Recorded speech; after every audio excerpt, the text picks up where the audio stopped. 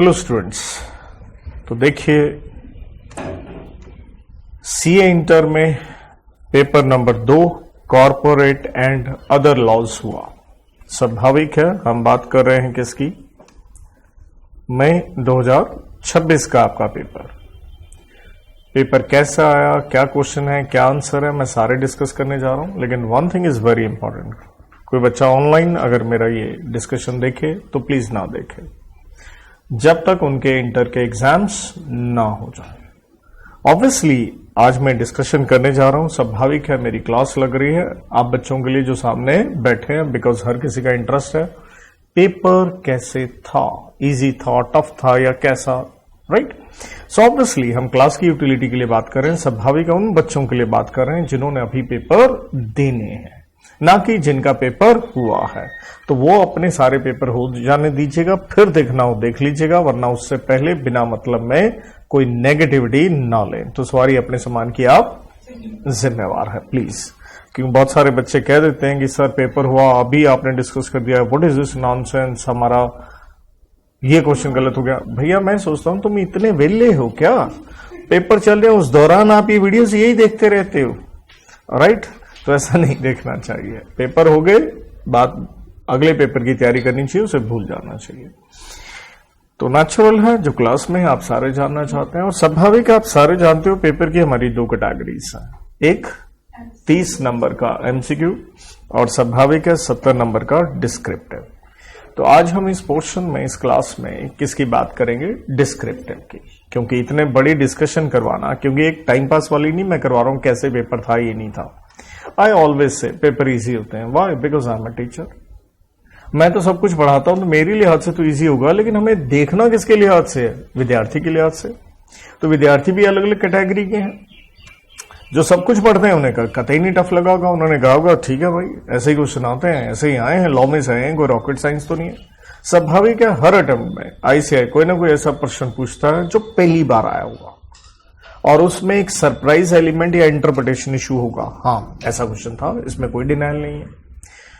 लेकिन ओवरऑल जैसे आप क्लास में बैठे हैं, जितना आपने किया हो, आप जो एक्ट मैंने आपको क्लास में करवा रखे हैं, आप जब सामने देखोगे तो आप कहोगे हाँ यार ये सारी चीजें हमने क्लास में की हुई हैं। तो इसलिए ओवरऑल जैसे मैं हमेशा से पिछले टाइम्स में कह रहा हूं कि आज के दिन आईसीआई उपयोग करता है किसका, एआई का। बड़े बड़े क्वेश्चनों के साइज होते हैं। देखिए यहां तो मैंने क्या है, ऑब्वियसली ये क्वेश्चन पेपर टाइप करवा के आपके सामने खोला है, लेकिन अगर मैं एग्जैक्टली जैसे यही क्वेश्चन का साइज देखिएगा, अगर एग्जैक्टली मैं आपको पेपर वाला शो करूं, राइट, वो मैं अभी आपको शो कर देता हूं। क्या था फाइल का नाम, देखिए अभी मैं आपको ये शो करने जा रहा हूं, ये है एग्जैक्टली पेपर, ठीक है जी। तो अब यहां देखिए, क्योंकि ऑब्वियसली उनका जो पेज का साइज होता है पेपर का, आप फाउंडेशन पास है, आपने देखा ही किस ढंग से होता है। ये 1 का ये देख रहे क्वेश्चन जिसके आपको 2 हिस्से नजर आ रहे हैं, तो यहां पे पेपर में थोड़ा बड़ा दिखेगा। ऑब्वियसली जब मैंने उसे क्या करवा दिया, टाइप करवा दिया, तो थोड़ा सा इस ढंग से आपको नजर आ रहा है। तो पहला प्रश्न ऑब्वियसली एग्जाम में क्या होता है, कंपल्सरी होता है, कि क्वेश्चन पेपर में कह रहा है कितने क्वेश्चन है, 6 हैं, और क्वेश्चन नंबर 1 क्या है, कंपल्सरी है, और 5 में से कितने कर लीजिए आप, 4 कर लीजिए। और तो हमेशा मैं कहता होता हूं कि आप बच्चों को भी सीखना है, जो पहले 15 मिनट, क्योंकि मैं बार बार कह रहा हूं ये डिस्कशन मेरी विशेष रूप से उन्हीं विद्यार्थियों के लिए है जिन्होंने आगे पेपर देने हैं। वो 15 मिनट का उपयोग कैसे करना चाहिए, मेरा ये मानना है उस 15 मिनट में डिस्क्रिप्टिव क्वेश्चन देखने चाहिए। मेरी ऐसी सोच है, बाकी हर बच्चे की अपनी हो सकती है। वाई सर, क्योंकि आपने ये देखना होता है इन 5 में से मैंने कितने करने, 4, तो मेरे को एक्सक्लूड कौन सा करना है। तो मैं तो ये भी कहता हूं 15 मिनट में आप कभी भी पहले क्वेश्चन नंबर 1 ना देखो, क्यों, अरे वो तो करना ही करना है। आप बाकी 5 में से अपना एनर्जी लगाइए कि कौन सा मुझे एक्सक्लूड करना है, कि कौन सा ज्यादा टाइट लग रहा है। फिर एक चीज और होती है, एक क्वेश्चन में हमें इंटरनल चॉइस आ जाती है और डाल के, तो उसमें से भी देखना होता है ये वाला पार्ट करें या ये वाला करें। तो एक ये चीज भी आप जरूर सीखिए। तो हम यहाँ पे स्वाभाविक है पहला प्रश्न देख रहे हैं, कंपल्सरी है। पहला प्रश्न में आप देख रहे हैं 2 हिस्से पूछे गए हैं, और ऑब्वियसली मैं क्लास में से चाहूंगा आपसे ही पढ़वा लिया जाए। एम आई राइट और नॉट? यस, कोई थोड़ा मैं चाहूंगा जो फास्ट पढ़ सके। हाँ जी, कौन पढ़ेगा जल्दी से? Do not waste the time, fast. तो ये प्रमोट करती हैं ट्राइबल आर्ट एंड कल्चर। बनाना चाहते हैं कंपनी। पर्पस यही नहीं कि प्रमोट करें, साथ में क्या कमाएं, हम कमाएं भी, इंपॉर्टेंट वर्ड हो गया। The people residing in the area are well versed in making the bamboo items, terracotta, leather goods, handmade jewelry and तो ट्राइबल एरिया के लोग हैं, इस तरह की चीजें बनाते हैं। चलिए आगे। बट उनकी मार्केटिंग सही नहीं रहती तो कस्टमर तक नहीं पहुंच पाता।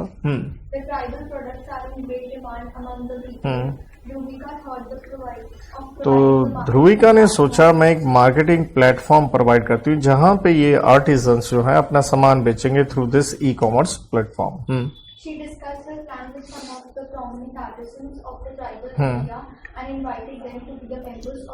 कि आप आ जाइए और बन जाइए, मैं एक कंपनी बना देती हूं जहां पे एक मार्केटिंग प्लेटफॉर्म हम प्रोवाइड करेंगे। और शी हैड प्लान्ड, उसने प्लान क्या किया, हम प्रॉफिट्स क्या करेंगे, इक्वली बांट देंगे मेंबर्स को। पहला प्रश्न 3 नंबर का।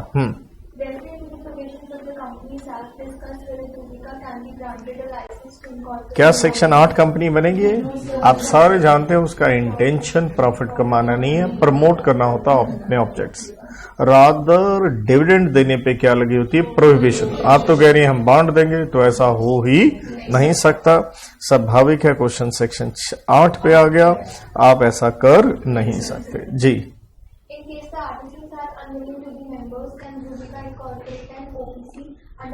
क्या वो ओपीसी बना सकती है? ओपीसी कोई भी बना सकता है, लेकिन क्या नहीं बना सकते आप, सेक्शन 8 कंपनी, क्योंकि ओपीसी ना सेक्शन 8 बन सकती है ना ही उसमें कन्वर्ट हो सकती है। और आप ये पढ़ के आते हैं रूल नंबर 3 के अंदर।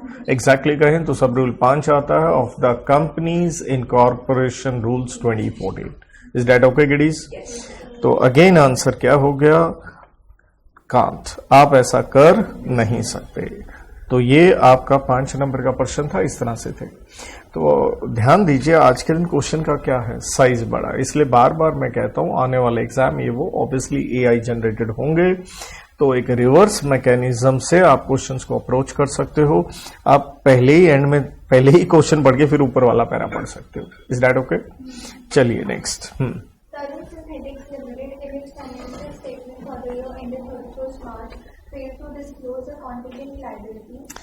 तो आपने एफएस में कॉन्टिजेंट लायबिलिटी नहीं दिखाई, एक केस था 2.5 करोड़ का। चलिए आगे।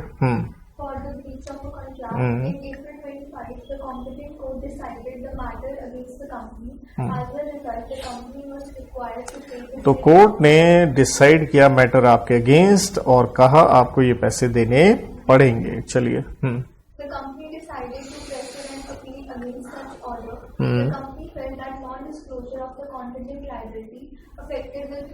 कंपनी को लगता है ये डिस्क्लोज नहीं दिखाना, ट्रू एंड फेयर व्यू पे इफेक्ट पड़ा और कंपनी अब वॉलंटरी डिसाइड कर रही है अपनी क्या रिवाइज करने की, एफएस।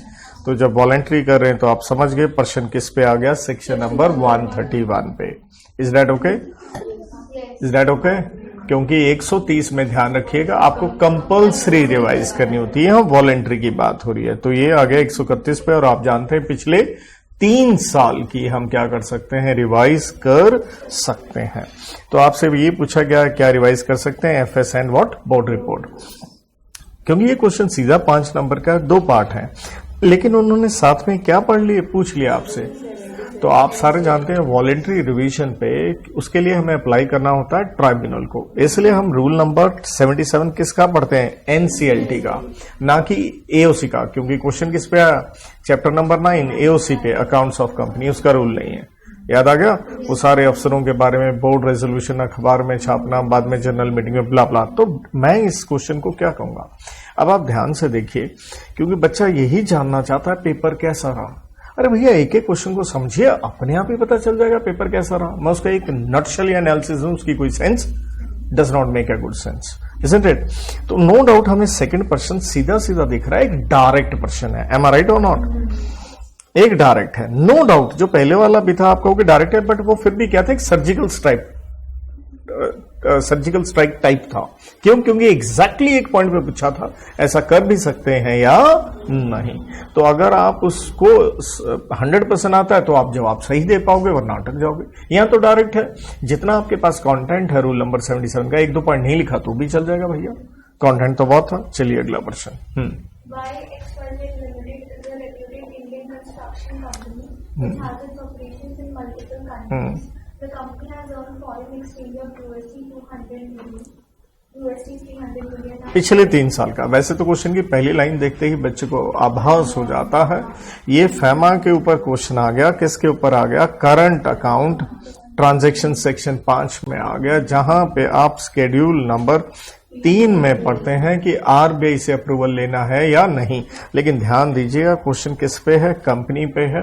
तो वहां पे मेरे ख्याल में क्वेश्चन से आइडिया लग गया होगा कि वहां पे रूल नंबर 5 में आप पढ़ के आते हो, आरबीआई से पूछने की आवश्यकता नहीं होती अगर आप दान में पैसा कितना दे रहे हो, 1% फॉरेन एक्सचेंज अर्निंग्स, वो भी किसकी? पिछले 3 साल की फॉरेन एक्सचेंज अर्निंग्स का क्या, अगर किसी को याद हो, एवरेज था या क्या था? आप पहले सबसे बड़ी बात तो ये सोचो, वॉज इट एवरेज और समथिंग एल्स? तो सही जवाब दिया आपने, ऑब्वियसली टोटल का ही था। तो अगर आप टोटल यहां कितना हो गया? स्वाभाविक है 900 मिलियन हो गया। उसका क्या लेंगे आप? 1% लेंगे तो क्या आ गया? 9 मिलियन। लेकिन आपकी लिमिट क्या रहती थी? यही थी लिमिट। और कंपेयर्ड विद क्या था आपका? कितने मिलियन था? किसी को याद हो? बहुत बढ़िया, 5 मिलियन। विच एवर क्या था, हायर या लेस? बिल्कुल सही, which ever is what, less. इतने अमाउंट तक आरबीआई की क्या नहीं पूछनी थी? अप्रूवल नहीं चाहिए। तो नेचुरल है, यहां से लेस क्या आ जाएगा? 5 मिलियन आ जाएगा। लेकिन आप क्वेश्चन में देखो, कंपनी ने कुछ ये पैसा क्या किया, भेजा है 4 मिलियन, जो भी है टेक्निकल इंस्टीट्यूशन अपने काम से रिलेटेड, ठीक है। Number 2, 3 million creation of chair, तो कितना हो गया दोनों मिला के? 7 मिलियन।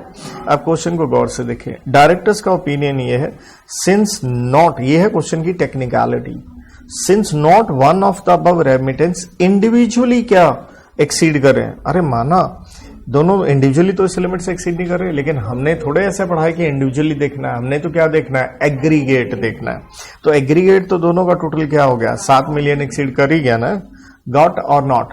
तो इसलिए बोर्ड का मानना हमें कोई प्रायर अप्रूवल की आवश्यकता नहीं है, जबकि हमारा जवाब क्या होगा?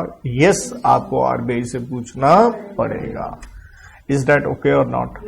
इसलिए समटाइम्स यहां मैं आपको क्लास में यही सिखाना चाहता हूं मेरे मासूम बच्चों कि भैया आपको सिर्फ आ जाने से कुछ नहीं होगा, बिल्कुल पिन पॉइंट आपको चीज, क्योंकि पेपर में बैठोगे इतना कुछ आपके जहन में चल रहा है, टोटल था, एवरेज था, तो इसलिए क्वेश्चंस करने बहुत क्या होते हैं जरूरी। इसलिए आप क्लास में देखते हैं आज तक के इतिहास के 60 अटेम्प्ट के मैं सारे आपको आरटीपी पास क्वेश्चन सारे कराता हूं, मेरा कंपाइलर, और वो भी सेक्शन वाइज आपको बना के दे रखा है, राइट। तो देखिए ये आपका पहला क्वेश्चन हो गया। नॉर्मली कई बार आप सोचते हो क्वेश्चन कितने नंबर का होता है, 5 नंबर का था पहला, दूसरा आपकी स्क्रीन पे 5 का है, और तीसरे वाला कितना का है? 4 का है। क्योंकि टोटल हमें क्वेश्चन करने ही कितने हैं? 5। क्वेश्चन 1 कंपल्सरी, उसके अलावा 4, तो हर क्वेश्चन कितने नंबर का आता है? अपने को 14 मार्क्स का। क्लियर? अब आपकी स्क्रीन पे है क्वेश्चन नंबर 2, अगेन 5 नंबर का। चलिए भाई, लिमिटेड है तो आप क्या होगी? पब्लिक कंपनी होगी, और साफ लिखा आप स्टार्टअप नहीं है। अरे स्टार्टअप का स्टेटस वैसे ही किसको मिलता है? प्राइवेट को, पब्लिक को होता ही नहीं है। चलिए,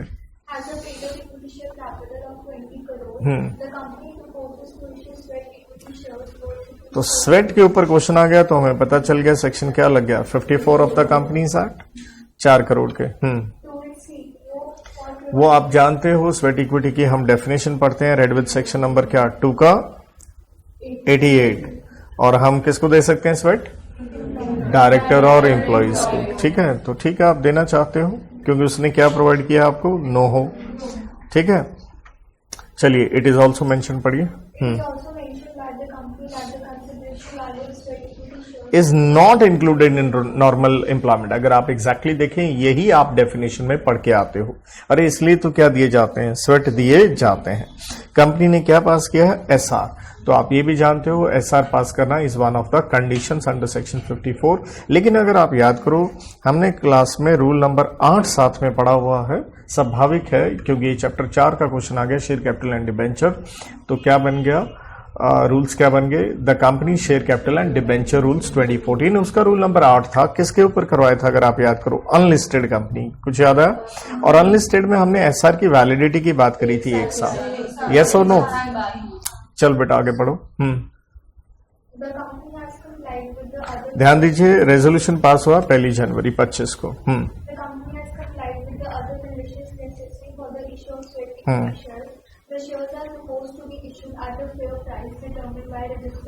जी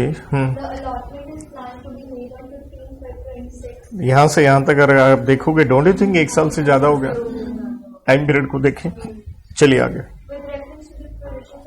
तो आपसे पूछा गया क्या प्रपोज्ड इशू वैलिड है मैक्सिमम लिमिट को देखते हुए? तो पहले तो ये बताओ मैक्सिमम लिमिट स्वेट की क्या थी? हमने 2 कैटेगरीज में पढ़ी थी लिमिट, एक पढ़ी थी आपकी एनुअल और एक पढ़ी थी आपकी ओवरऑल। तो एनुअल लिमिट्स में कितनी बातें थी? 2 बातें थी। एक 15% आपकी किसका, पेड अप इक्विटी कैपिटल का, ठीक है, या क्या था 5 करोड़ रुपया था, और वो किस में था, इश्यू प्राइस के हिसाब से था, और दोनों में से क्या था, विच एवर इज हायर था। तो आप ध्यान दीजिए, शांत रहिए, जितना चल रहा है एक बार उसे देख लें। ओवरऑल नो डाउट क्या लिमिट थी, 25।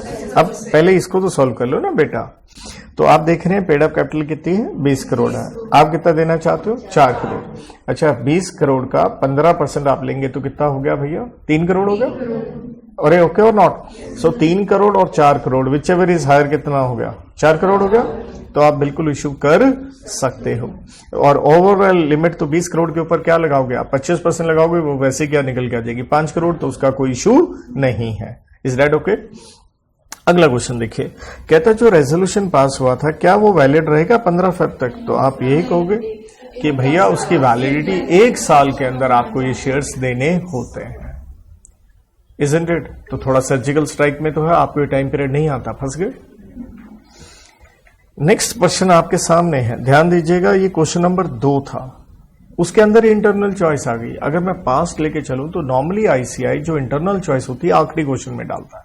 अब की बार आईसीआई ने कहां डाल दिया, दूसरे में डाल दिया, इसलिए वो 15 मिनट की यूटिलिटी में ये लगाना चाहता था आपको। एवरीबॉडी आर यू गेटिंग और नॉट, राइट? कि किस तरह से हम यूटिलिटी अपनी लगाएंगे, बेस्ट करके आए। It's not about attempting the 100 marks paper, it is about जो अटेम्प्ट किया वो सही हो।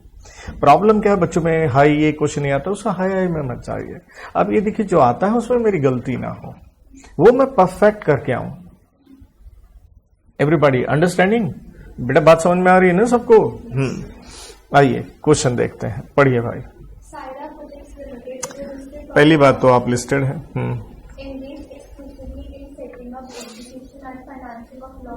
ध्यान दीजिए, फाइनेंस का आप काम कर रहे हैं, और वो भी किसका, इंफ्रास्ट्रक्चरल प्रोजेक्ट्स का। चलिए इसकी नेटवर्थ भी दे रखी है इतनी, राइट? आगे आप क्वेश्चन में थोड़ा मैं फास्ट बीच में चला देता हूं, कोई बात नहीं। ध्यान दीजिए, आपने क्या इशू किए हैं, 7,20,000 instruments of 1000 each as what, secured redeemable convertible what, debentures. साथ में उनको ऑप्शन दे दी गई है ऑब्वियसली किस में कन्वर्ट करने की, इक्विटी, और डेफर्ड का मतलब भी क्या हो गया, भविष्य में आपको ऑप्शन दी गई है। तो हम समझ गए क्वेश्चन डिबेंचर पे है, तो सेक्शन कौन सा लग गया, 71, और read with famous rule number कौन सा, 18 है डिबेंचर का। चलिए अगला क्वेश्चन, अगला पार्ट मतलब तो आप प्राइवेट प्लेसमेंट से कर रहे हैं, और आप ये 4 category 2 alternative investment fund, simple है, प्राइवेट प्लेसमेंट किसको हो रही है, QIB को।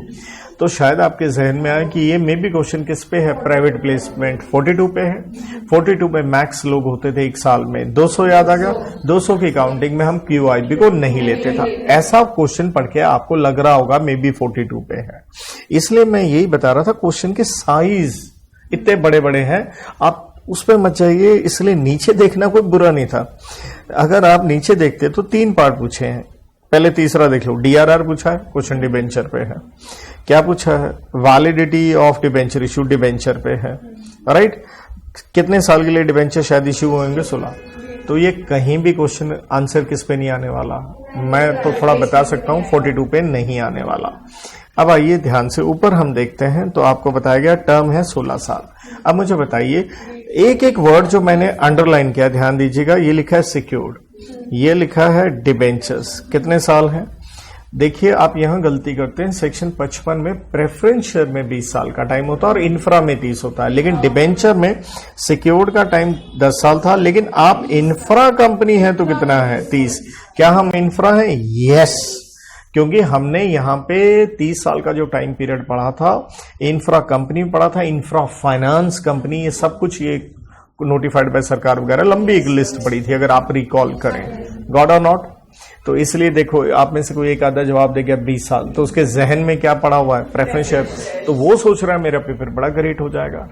सर इसलिए आज के दिन बच्चे जो पेपर में अटकते हैं, जो ढंग से नहीं पढ़ रहे, कंसिस्टेंसी चाहिए, डिसिप्लिन चाहिए, डेली स्टडी चाहिए, वरना नहीं होगा भैया। क्योंकि पेपर का साइज देखे, क्वेश्चन का देख के पहली बात बच्चा कहता है भाई कौन से देश से पेपर आया है। क्लियर है? आपको पिन पॉइंट करने के लिए लॉ आना चाहिए, कहीं पे भी एवरेज लेस है, कहीं मोर है, कहीं ऐसे है, कहीं वैसे है, तो आप अटकिएगा। बड़े बात समझ में आ रही है? ओके, आगे क्या कह रहा है? कूपन रेट का मतलब हो गया इंटरेस्ट रेट। पढ़िए बेटा कन्वर्जन फीचर।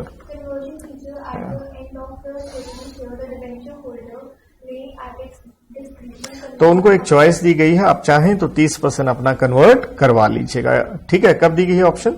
13वें साल से। कहता है आप क्योंकि सिक्योर्ड थे तो सिक्योरिटी कैसे है? इज एक्सक्लूसिवली कौन सी, किसके ऊपर? इमूल प्रॉपर्टी, राइट। तो अगर आप याद करें डिबेंचर्स में कौन सी प्रॉपर्टी हुआ करती थी? पहली बात, अगर आपको चार्जेस का चैप्टर याद हो, क्योंकि ध्यान से देखना प्रॉपर्टी कहां है, हिंदुस्तान के बाहर, और क्या आ गया आगे, उसने यहां फर्स्ट चार्ज था, यहां क्या लिख दिया? सेकंड चार्ज, किसके ऊपर? मूवेबल। अगर मैं चार्जेस के हिसाब से जाऊंगा तो आप समझ गए कि यहां पे आंसर किस पे आ गया साथ में, चैप्टर नंबर 6 चार्जेस 77 से 87 और फेमस सेक्शन 77। उसमें याद कीजिए हमने कहा था चार्ज जब आप क्रिएट करते हैं तो कोई भी एसेट हो सकता है, टेंजिबल और अदरवाइज। तो पहली बात, मूवेबल इमूवेबल का कोई रौला नहीं है। नंबर 2, एसेट कहां हो सकता है? हिंदुस्तान के बाहर भी और इंडिया में। याद आया नहीं सर? इसलिए अगर आप क्वेश्चन पढ़ते हो, देखो 71 चल रहा है, 77 चल रहा है, 42 चल रहा है, राइट। आगे पढ़िए। कहता है एक ट्रस्टी अपॉइंट हुआ, लेकिन आपने क्या नहीं क्रिएट किया? DRR, कि ऑन द ग्राउंड की आप क्या हैं? लिस्टेड हैं या प्राइवेट प्लेसमेंट की OIB को है या इंफ्रा है? क्या बोलते हो? पहली बार DRR क्रिएट करना पड़ेगा या नहीं? डिबेंचर रिडम्पशन रिजर्व, क्योंकि देखो ध्यान से क्वेश्चन है 5 नंबर का तीसरा हिस्सा है, उन्होंने DRR नहीं क्रिएट किया है, सोचो करना पड़ेगा या नहीं? तो इसलिए आपको आंसर एग्जैक्टली आना चाहिए। किसके ऊपर हो गया? सेक्शन 77 का 4 था, रेड विद रूल नंबर 18 का 7 था, अगर याद करो। तो हमने कहा था लिस्टेड में क्या नहीं होता?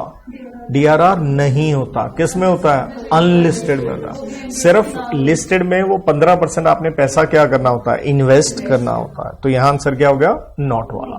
क्लियर है? आप सोचो, अब आप जिसको, क्योंकि टॉपिक अगर हम पढ़ चुके हैं, आपको अगर रिकॉल नहीं हो रहा, इट्स लाइक दिस, सब कुछ वो क्वेश्चन में आपका निचोड़ देगा हर तरह से। क्लियर? तो इसलिए मेहनत, और ये सिर्फ एक सब्जेक्ट नहीं, सभी सब्जेक्ट के लिए मेरे मासूम बच्चों। इसलिए हर बार जब पेपर होता है मैं इसी तरह से क्लास में क्या करता हूं? Discuss. It's not about those who have appeared, it is about those who gonna appear, ताकि वो देख सकें वो आज के दिन कहां स्टैंड करते हैं या क्या सोचते हैं। कहीं हवा में तो नहीं उड़ रहे, बहुत लोग हवा में उड़ना स्टार्ट कर देते हैं। तो मैं सिंपल कहता हूं ग्राउंडेड रहिए, और क्वेश्चन सोल्व करने से ही हमें अपनी औकात पता चलती। इसलिए मैं टेस्ट की रेलिवेंस कहता हूं, इसलिए मैं टेस्ट सीरीज की रेलिवेंस कहता हूं, और उसमें भी मैं ये कहता हूं face to face is very important. ये ऑनलाइन तो पता ही नहीं क्या है। क्लियर? ओके किडीज, पहला पार्ट तो हो गया 16 साल वाला, वो तो परमिसिबल हो गया, 30 साल बता ही दिया था। सेकंड देखो, creation of security on the asset, कौन सा? Outside India, affect the validity, कोई इफेक्ट नहीं करेगा, क्योंकि आंसर किस पे आ गया? सेक्शन 77 पे आ गया। तो हम कहेंगे नो, कोई दिक्कत वाली बात नहीं है। तो एक चीज तय हो गई, 71 के साथ 77 लगा, आ नहीं सकता, आ गया है। 42 का कोई यहां एसच नहीं था। अगला प्रश्न आपका, पढ़िए।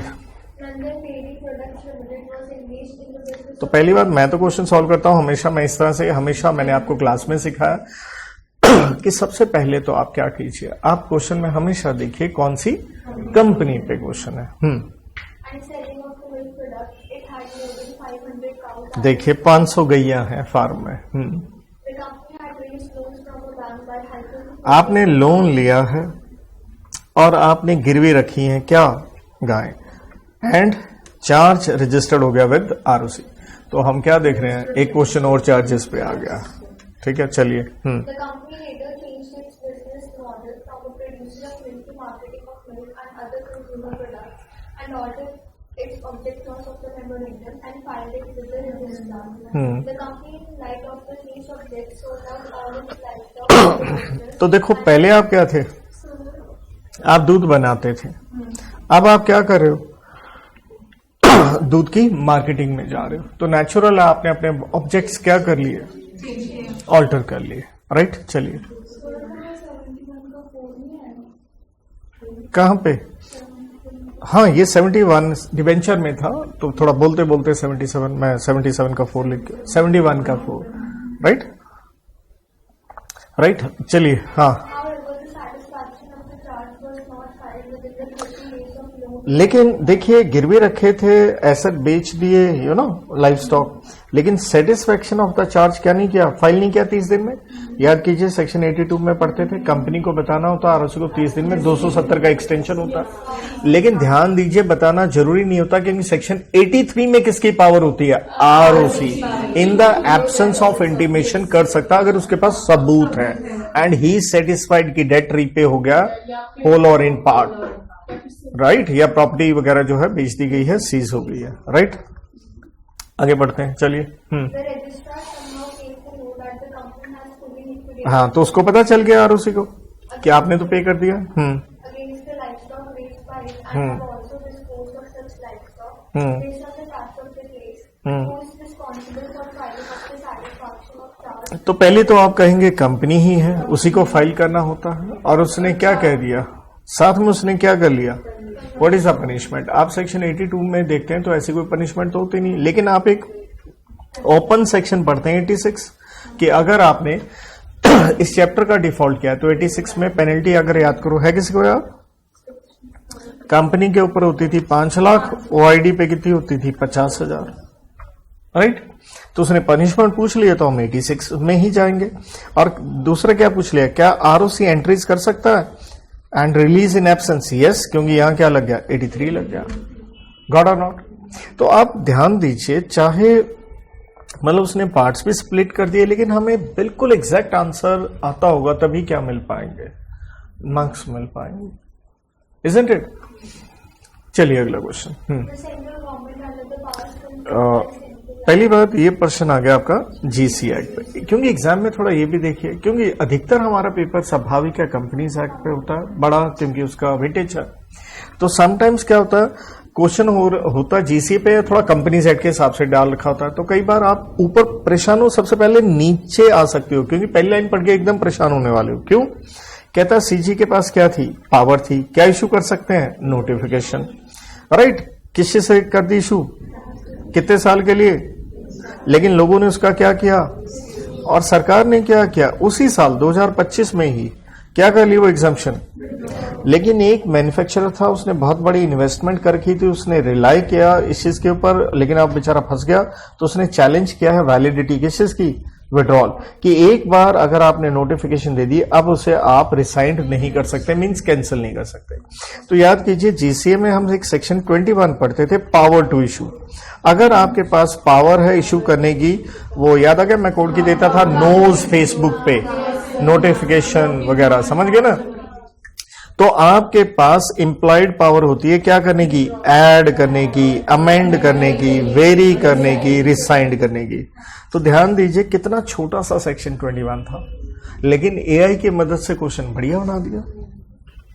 इसलिए कहीं आप तैयारी करते हुए ये सोचिएगा यार इसमें से तो क्या आएगा पेपर में, अरे तुम्हें पता ही नहीं चलेगा इसमें से क्या आया है, क्योंकि तुम पेपर में यही चक्कर में रह जाओगे, भैया ये कहां था बे, अरे है ना।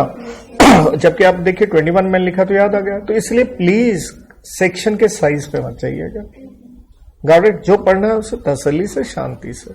इसलिए बार बार जब बच्चे पेपर देते मैं ही कहता हूं शांत होकर के पहले क्वेश्चन को समझो। It's not about doing 3 questions, you do 2, surety तो हो। चल बेटा।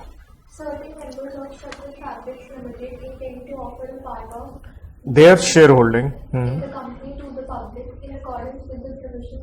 तो कुछ शेयर होल्डर अपना शेयर आम जनता को देना चाहते हैं। वैसे तो इतनी लाइन से समझ में आ जाता है कि क्वेश्चन सेक्शन 28 पे है, कंपनीज एक्ट पे, ओएफएस पे, याद आ गया, ऑफर फॉर सेल ऑफ। तो ये डायरेक्ट क्वेश्चन आ गया देखो। तो इसलिए अगर आप इस पेपर को देखते हो बात कुछ इनडायरेक्ट है, लेकिन डायरेक्ट क्वेश्चन भी चल रहे हैं।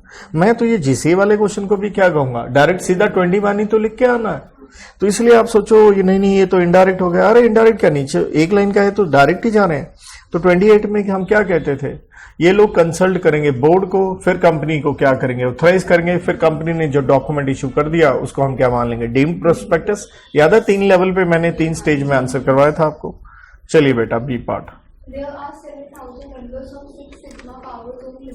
तो पहली बात पब्लिक कंपनी के 7000 मेंबर हैं। ये थोड़ा क्योंकि देखिए आज ही टाइप हुआ है तो थोड़ा सा टाइपिंग एरर भी चल रहे हैं। तो मीटिंग में 70 मेंबर थे। देखिए कंपनीज एक्ट में अपना सेक्शन आता है 103, किसके ऊपर आता है, कॉरम पे। और वो कहता है अगर आपके मेंबर है 5000 से ज्यादा तो कॉरम चाहिए होता है 30 लोगों का। तो 70 तो है। लेकिन एक पर्टिकुलर बिजनेस जब डिस्कस कर रहे थे, क्या पास करना था उस पर, 10 मेंबर बाहर भाग गए, उन्हें अच्छा नहीं लगा वो डिसीजन। तो यार 70 में से 10 भाग भी जाए क्या फर्क पड़ता है, रिक्वायरमेंट 30 की तो मीट हो रही है।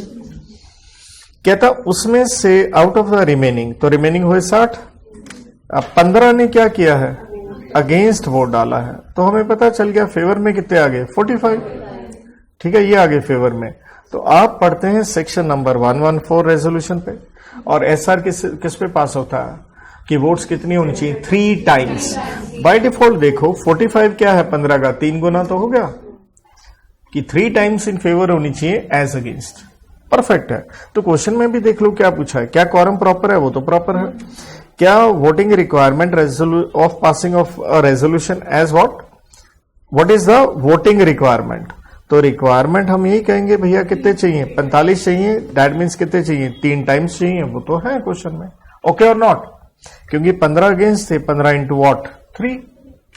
Okay kiddies. तीसरे हिस्से में क्या पूछा है,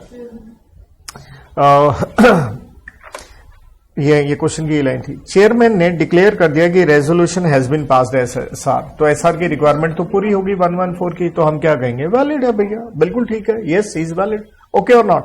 तो ध्यान दीजिए 5 नंबर का प्रश्न था, लेकिन आईसीआई कैसे चल रहा है, एक एक पॉइंट के बता रहा है भाई, ये मैं इतने नंबर का, ये इतने नंबर का, इतने नंबर का। मतलब फालतू पैरे वाली कोई बकवास लिखी ना, मेरे को नहीं चाहिए। मेरे को हर पॉइंट से रिलेटेड क्या चाहिए, लॉ दो अपना and get your marks. Okay, तो इस तरह के क्वेश्चन फिर क्या हो जाते हैं, मैं तो इसे ऑब्जेक्टिव मानता हूं कि 5 में से 5 नंबर भी आ सकते हैं प्रिसाइजली अगर आप लिख देते हैं। अब अगला क्वेश्चन तो आपकी स्क्रीन पे डायरेक्ट है, इससे ज्यादा तो आसान क्या होगा। स्टेट वेव्स ने क्या पूछ लिया, हार्मोन। और मेरी क्लास में तो किसी भी एक्ट में रोज ही क्या हो रहा होता है, इससे ज्यादा क्या होगा। डायरेक्ट क्वेश्चन 4 नंबर का। अगला प्रश्न,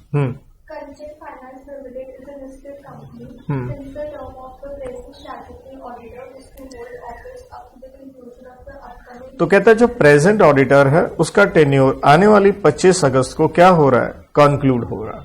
ठीक है, चलिए। एक नया ऑडिटर है त्रिलोक, क्योंकि नया ऑडिटर अपॉइंट करना होगा, उसका नाम प्लेस किया जाता है किसके आगे, ऑडिट कमेटी 177।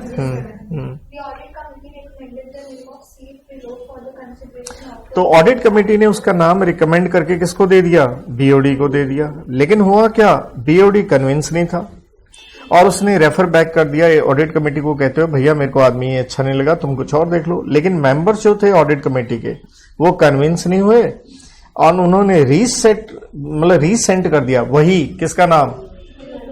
अब भैया मैंने आपको यही सिखाया था, ऑडिट कमेटी या बोर्ड बड़ा, ऑब्वियसली बोर्ड, क्योंकि कमेटी में तो कुछ डायरेक्टर्स हैं, राइट। तो इसलिए आपसे क्वेश्चन पूछ लिया, who are the competent authorities that shall recommend the name for what, appointment as the auditor and briefly discuss what points उस अथॉरिटी को जो क्या करने हैं, कंसिडर करने हैं। तो ऑब्वियसली सिंपल सी बात है ऐसी स्थिति में, क्योंकि यहां हम पढ़ते हैं कौन सा सेक्शन 139 का 1 पढ़ते हैं, ठीक है, एग्जैक्टली बोले। तो ऐसी स्थिति में बोर्ड क्या भेजेगा, अपनी रिकमेंडेशन किसको भेज देगा, और नहीं, ऑडिट कमेटी को तो नहीं भेजना होता, ऑडिट कमेटी बोर्ड को भेजती है, बोर्ड आगे किसको भेजता है, मेंबर्स को। लेकिन यहां उसने वापस कर दिया था ना, तो अल्टीमेटली किसकी चलेगी, बोर्ड की ही चलेगी। क्लियर है। और यही आप साथ में कहां पढ़ते हो, रूल नंबर 3 में क्या पढ़ते हो, रूल नंबर 3 में यहां पे the companies audit and auditor rules 2014 में, कि क्या हम देखते हैं, हम उसका यही देखते हैं कि भैया आपकी क्वालिफिकेशन देखेंगे, आपका एक्सपीरियंस देखेंगे, क्या देखते हैं कहीं आपके खिलाफ प्रोफेशनल मिसकंडक्ट की क्या ना हो, प्रोसीडिंग्स पेंडिंग ना हो, ये सब पॉइंट्स देख के हम बंदे को अपॉइंट करते हैं। और अगले क्वेश्चन में तो उसने वो पूछ लिया जिसका जवाब मैंने ऊपर ही दे दिया कि अगर बोर्ड डिसएग्री हो गया, how the auditor will be appointed, तो मैंने जवाब दे दिया, किसकी चलेगी, बोर्ड जो रिकमेंडेशन भेजेंगे किसको, मेंबर्स को। ओके बेटा, याद आ गया ये चीज। ओके, अगला क्वेश्चन आप देखते हैं तो आपको एलएलपी पे दिखेगा, पढ़िए भाई।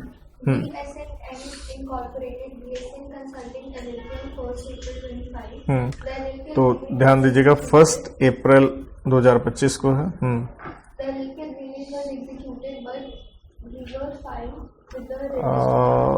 ध्यान दीजिए, एल बट गिवर नहीं है, यहाँ पे थोड़ा करेक्शन है, it was never filed. Typing errors भाई जैसे जैसे पेपर आए साथ के साथ। चलो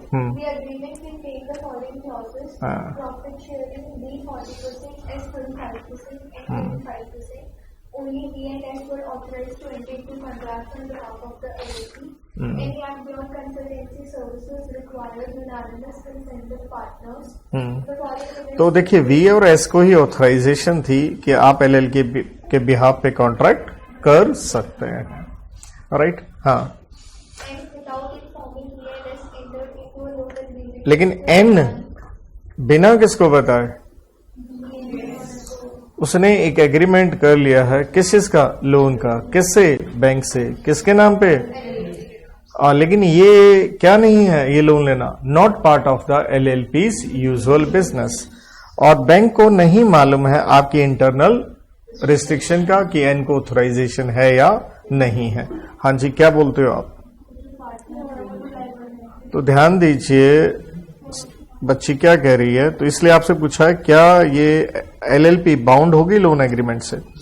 तो आप पढ़ते हैं सेक्शन नंबर 126, जहां पढ़ते हैं पार्टनर क्या होता है, एजेंट होता है, और सेक्शन 27 में आप पढ़ते हैं क्या, लायबिलिटी किसकी, LLP की। लेकिन 27 में आप पढ़ते हैं इसकी लायबिलिटी नहीं होगी अगर 2 कंडीशन सेटिस्फाई हो जाए। एक क्या होती थी, अगर पार्टनर को क्या नहीं है, अथॉरिटी ना हो, एंड था जो थर्ड पार्टी है, हाँ, वो अवेयर है, ठीक है। तो यहां तो बैंक थर्ड पार्टी हुआ, उसे पता ही नहीं था, तो स्वाभाविक है यहां LLP क्या हो जाएगी, बाउंड हो जाएगी, राइट। आगे बढ़िए। ये क्वेश्चन का अगला पार्ट बनेगा। कहते हैं एक पार्टनर रिटायर हो गया 30 सितंबर को, लेकिन 5 अक्टूबर को आपने एक कॉन्ट्रैक्ट एंटर कर लिया, किस चीज का, कंसल्टेंसी, राइट। किसने एंटर किया, किसी और कंपनी ने ये एंटर कर लिया।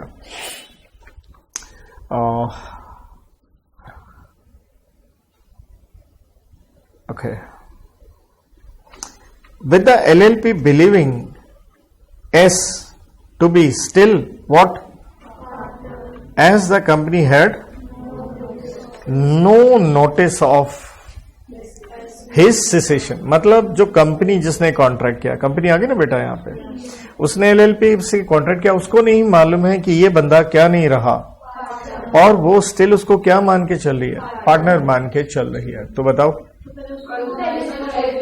तो कहने का मतलब है, क्वेश्चन है क्या एस लायबल रहेगा। याद करो हमने कहा था यस रहेगा, क्योंकि ये सेक्शन कौन सा था, 24 का 3, जिसके ऊपर बहुत क्वेश्चन RTP MTP या पास्ट वाला क्वेश्चन भी था, क्लास में डिस्कस किए हुए हैं इसके ऊपर, राइट। चलिए अगला क्वेश्चन iOS पे। तो आप देखिए iOS के डायरेक्ट पर्सन नहीं दिख रहे हमें, हारमोनियस दिख गया, 2 ही क्वेश्चन होते हैं नॉर्मली हमेशा 4-4 नंबर के। यहां किस पे आ गया, इजस देम जेनरस, सीधा सीधा पूछ लिया। और साथ में उसकी क्या पूछ ली, एक्सेप्शंस। याद करो क्लास में एक कोड की करवाई थी पेड वाली, राइट। तो अगले क्वेश्चन पे चलते हैं हम, क्योंकि ये तो सीधा डायरेक्ट ही था। आइए 5 का ये पढ़िए।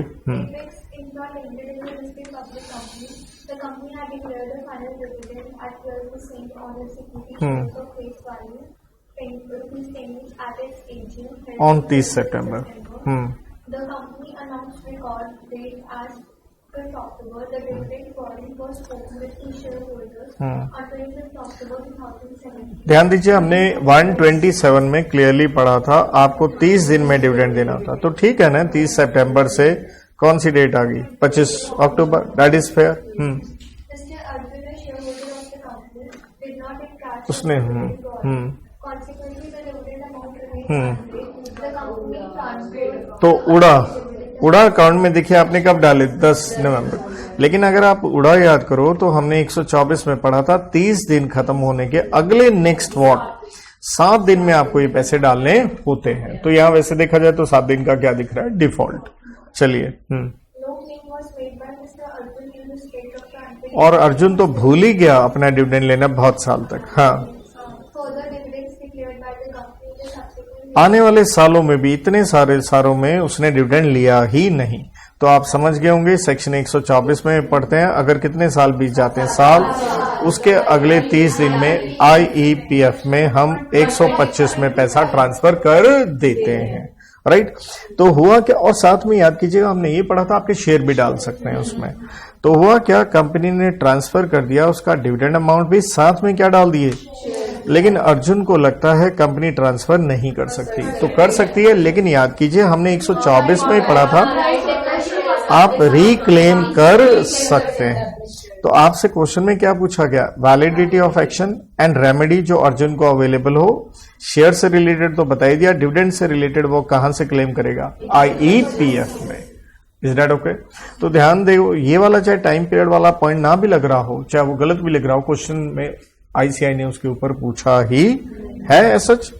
हाँ, लेकिन फिर भी क्योंकि आपने क्वेश्चन तो एक तो है validity of action taken by the company, तो वैलिडिटी ऑफ एक्शन में अगर आप कहोगे तो ये वाला आप लिख दोगे कि वो 7 दिन का कंप्लायंस नहीं है, बाकी सब जो कुछ क्या था, ठीक था। Is that okay. आइए बी पार्ट पे। ABC Aromatics Limited is an unlisted public company incorporated under the Companies Act. It operates in the compliance tech space, providing regulatory software solutions. The company has a paid-up capital of 60 lakhs, a turnover of 1.35 crore, 185 shareholders and 5 directors.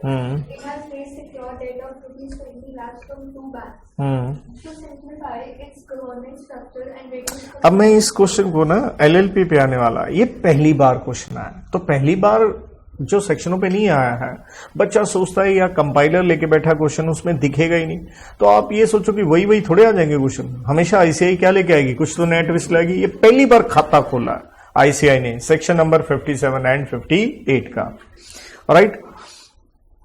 तो कहता, चलिए आगे बढ़िए। तो दरअसल क्या है, आप कन्वर्ट करने जा रहे हो कंपनी को, किसमें, एलएलपी में। तो क्या हम कन्वर्ट कर सकते हैं, ध्यान दीजिएगा, आप अनलिस्टेड हो, तो ये हम पढ़ते हैं सेक्शन नंबर 57 में, और रेड विद 4th शेड्यूल की 4th शेड्यूल। लेकिन आप ध्यान दीजिए, हमारे बस इतना ही था कोर्स में, हमारे कोर्स में पूरा क्या नहीं है, 4th शेड्यूल का कंटेंट नहीं है। तो आईसीआई ने कुछ एक्स्ट्रा भी मैं कहूंगा पूछ लिया यहाँ पे, बट आप उतना लिखाइए जितना का आपको कोर्स में था, कोई दिक्कत नहीं है, पढ़ो आगे। All existing shareholders of the company will become partners in the LLP. The company expects that the business operations. वो सब कुछ क्या रहेगा, और वह यही हम कहते हैं कि सारा बिजनेस क्या हो जाएगा, ट्रांसफर हो जाएगा, क्योंकि वैसे भी उसने सेक्शन 58 पूछ लिया, इफेक्ट ऑफ रजिस्ट्रेशन। अगर आप याद करो तो हमें 3 ही पॉइंट कहते थे, एक तो एलएलपी एग्जिस्टेंस में आ जाएगी जिस दिन उसे क्या मिल गया, सर्टिफिकेट ऑफ रजिस्ट्रेशन।